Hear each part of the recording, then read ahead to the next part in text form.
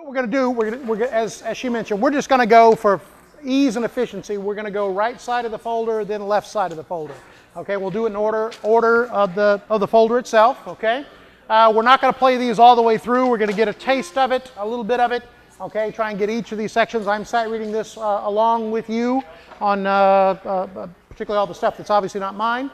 With that said, if I cut us off, say, hey, we got the essence of it, but you want to hear something specific, you want to hear a little more of it, please raise your hand and say, can we hear more of that? And happy to do so, okay? Can we get a B flat for us, please? Can we tune? Here we go.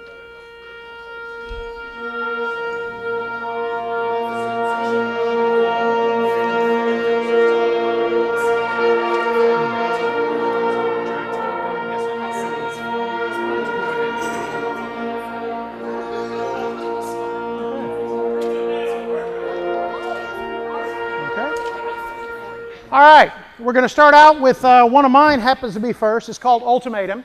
Now, I am here courtesy of the CL Barnhouse Company. They sponsored my visit here today, okay? There is a new series of materials out with CL Barnhouse. There's a series called the Sound Foundation series, and then there's a thing above that called the Rising Band series. Those, by the way, are designed for the first 2 years of instruction.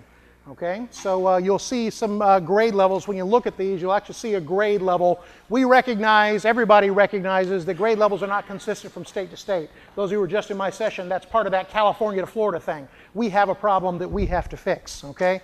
However, at these two levels, by the way, at Sound Foundations and Rising Band, what Barnhouse did is correlate these to all the method books, okay? So in this case, Ultimatum is called a grade 1.5. What does that mean? The third semester. Okay, the first semester is called 0.5.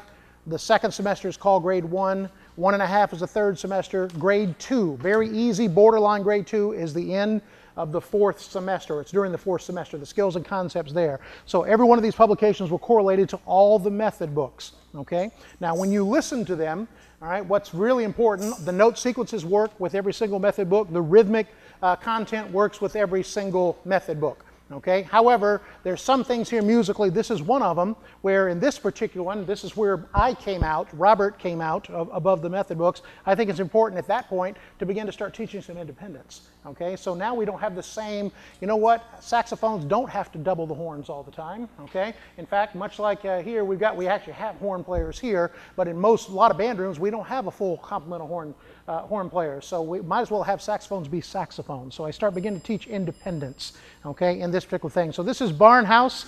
This is in their Rising Band series, grade 1.5, which again means the third semester. This is one of those higher, faster, louder, intense kind of works that hopefully kids get real excited about. Everything that we just talked about, ostinati, rhythmic kind of things, they're all involved. The percussion parts are always going to be active. Okay, I believe philosophically that's very, very important, so they are very active. However, if you don't have enough percussionists to play all the parts, they still work. Okay, here we go, please. Here's Ultimatum from the top. We're also reinforcing dynamic shaping here. And zup, tup, tup.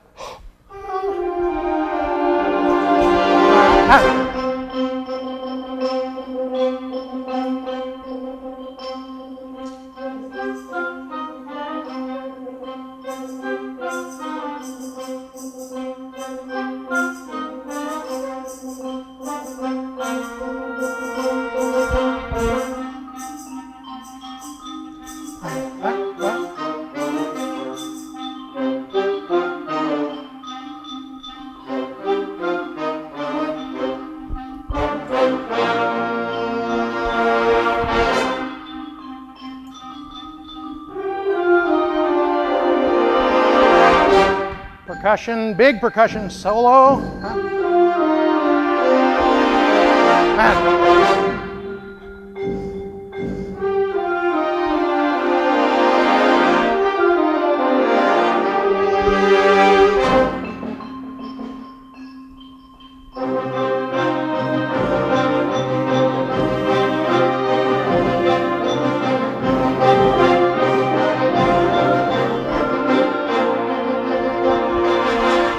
Good, you got the idea. You got the idea. There's some grooves and things like that in here that they can apply to some more popular styles. They'll find that hopefully pretty intriguing and interesting. Ultimatum. Next is Sound Foundation Series Barnhouse, and this is a grade 1/2. In other words, when they finish the first semester, they've got the note sequence. They've got the rhythm sequence here.